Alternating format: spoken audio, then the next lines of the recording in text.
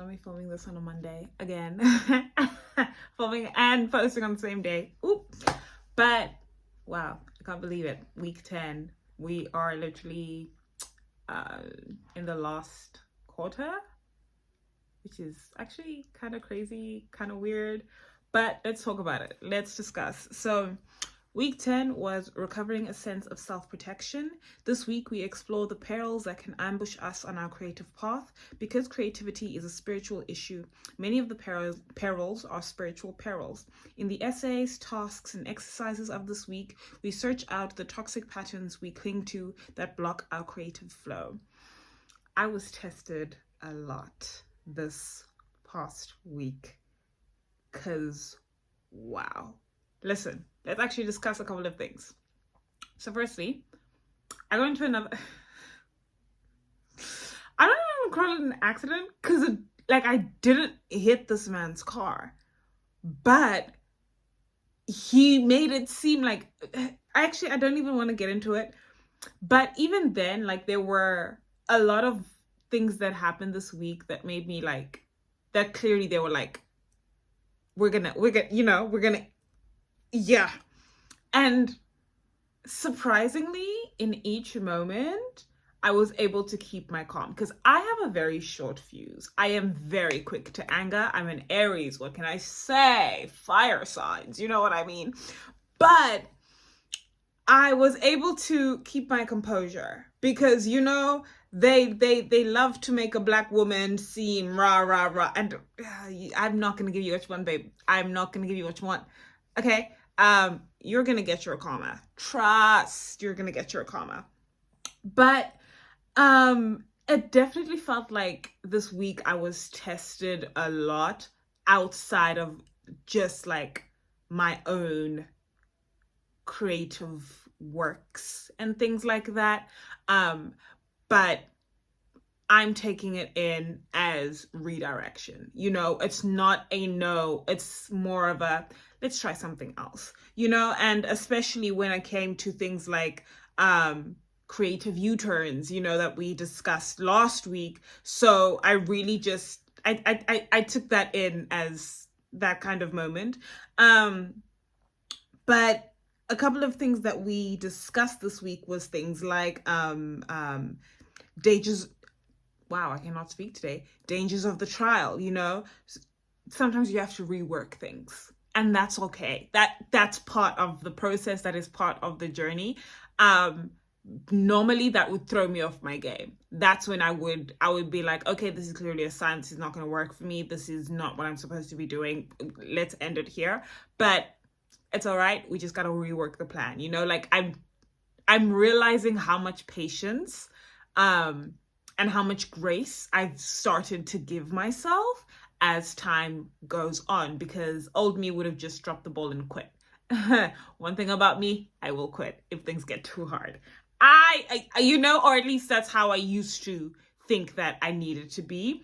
Another thing we discussed was workaholism and not being able to find that balance, and realizing that sometimes, well, my laptop is doing what it's doing, but not being able to find that work balance and, take that time off, and sometimes overworking ourselves to the point where we end up missing our great opportunities because we're so stuck in this one cycle. And I definitely think I even saw a moment like that happen this past week where I was just go, go, go, go, go. And I ended up I didn't miss the opportunity, but I realized something later on when I was oh, I could have done that then instead of doing it now. You know what I mean? Things like that. We discussed, creative dry seasons. Those are normal moments, and something that I highlighted here was in a creative life, droughts are a necessity.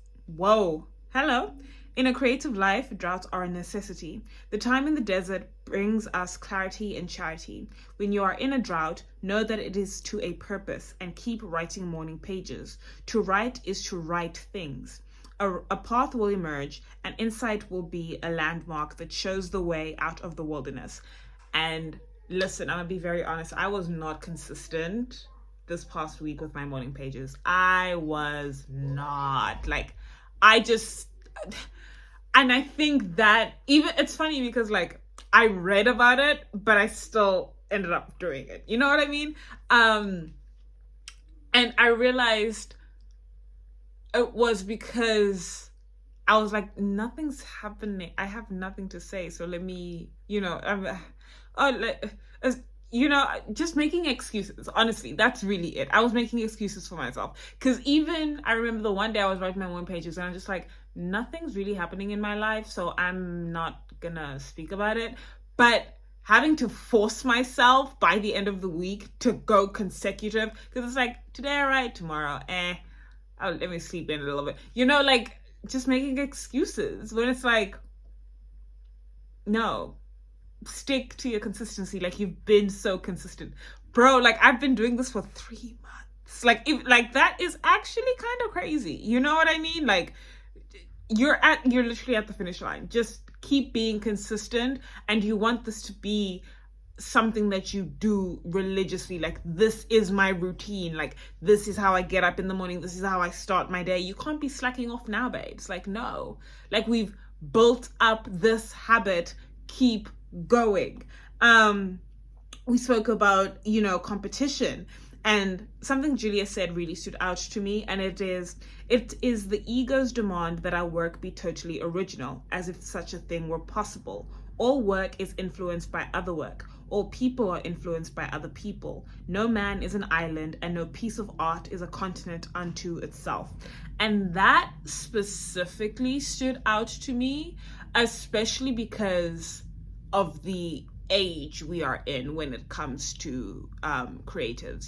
We are in the social media age, the technology age, all of that. And you're seeing so many people talking about, be authentic, just be yourself, like, stop trying to copy everyone else. And it's just like, I fully understand that, but we also need to realize that there is documentation of other creatives, other artists before us who gave us the blueprint. Like, a lot of the new girls who are coming up that everyone's like, oh my God, I've never seen this before. Trust and believe there is someone that was on her Pinterest board, or like on their little mind map when they were curating this idea, because they took inspiration. Like, we are in an age where so much has been done before. Nothing will fully be original. The only thing that will make it unique is when you bring your authenticity into it.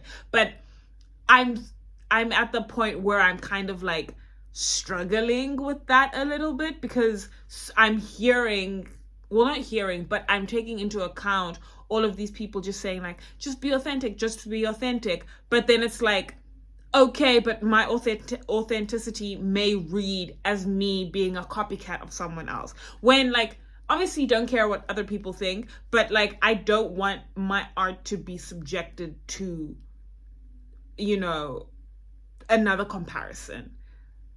Even though, like I said, we live in an age where there were people prior to me who've probably done what I've done. Maybe just not in the way that I will do it, but it's been done before. You know what I mean? And that is really something that, like, my ego does not like, because I hate being compared to people. I hate it so much. It's one of my biggest, like, you wanna get at me, compare me to another bitch. Like, I don't care how talented she is, but like, I hate it, because it's like, I put so much work and I put so much effort into my art, and I have a distinct vision. So for someone to come up and be like, oh, well, you just copied so-and-so, and I'm like, no. But then I also have to take into account that, like, I'm pulling inspiration from a lot of different people.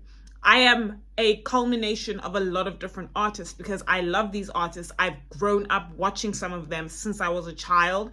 Others I've found in my adulthood, and I've seen their progression, and I took notes because I was like, okay, I'm seeing how they're doing things. So I need, like, for myself, I realize it's my ego who's trying to, like, protect my work.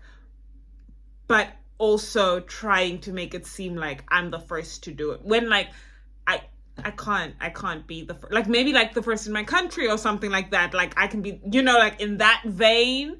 But yeah, it was just, that was like something that I needed to really grapple with. And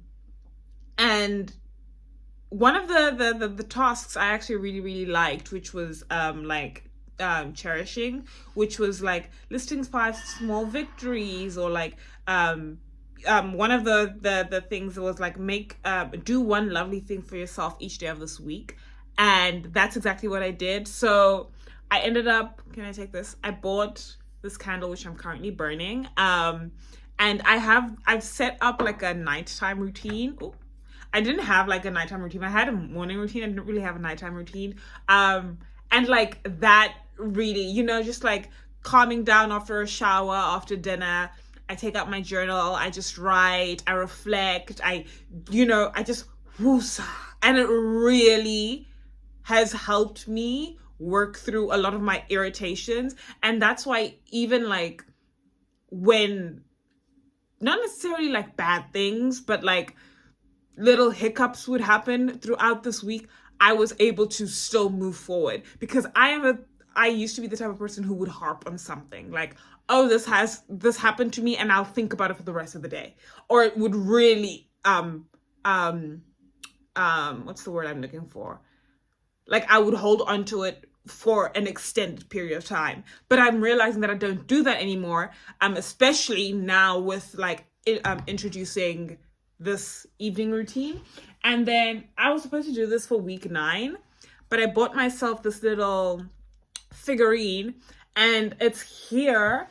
I forget which week it was. I think it's like week 7 or 8. One of the weeks we had to like pick up rocks and stuff. And I just like, set it up in a way. And it really like, even that, like just seeing that, and it represents something to me. And every single morning, because it's on my desk when I'm getting ready in the morning, or in the evening when I'm doing my skincare, I see it, and I'm reminded, because it's visually there. Even with like my vision board, like it's there. I look at it, I see it. It's even, this is my old one from 2024, but like I'll update it later. But like I'm seeing it. I'm seeing these things happening. I'm also seeing like how the universe is aligning me with certain things. And I'm just like, wow, like all of these doors are just opening. They're just like, it's so easy for me to grasp these concepts and these things now, because I am constantly reminding myself of them, and I'm constantly putting myself within the right place to receive. So yeah, this week I felt self-protection was, I fully understood this week. I grasped it. And yeah, I'm actually like, I don't know, some part of me is just like, wow, like how are we, like I'm in week 11 now. Like it's Monday, like it's week 11. Like I'm next week is my last week of the course. Like what do I do with myself after this? But I'm so excited for the journey. Like I'm working on so many exciting projects. I have so many exciting prospects. It's just wow. It's just wow that like we've gotten so far. And so much has happened. My skin is just, I have a lot of acne scarring. My skin isn't necessarily bad, besides like a couple of pimples, because I am on my period and being a woman. But yeah, no, this week was wow. A lot of ego. I gotta learn how to, like, having an ego is not a problem, but I gotta learn how to dial it down just a little bit, just a little bit. But yeah, week 10, crazy stuff. A lot has been learned. And yeah, let's see what else is in store for us for this week. This week looks like it's gonna be a good week. So I'm looking forward to it. We'll discuss at the end. Is that? I didn't realize my swallow was that wide. Anyways, bye.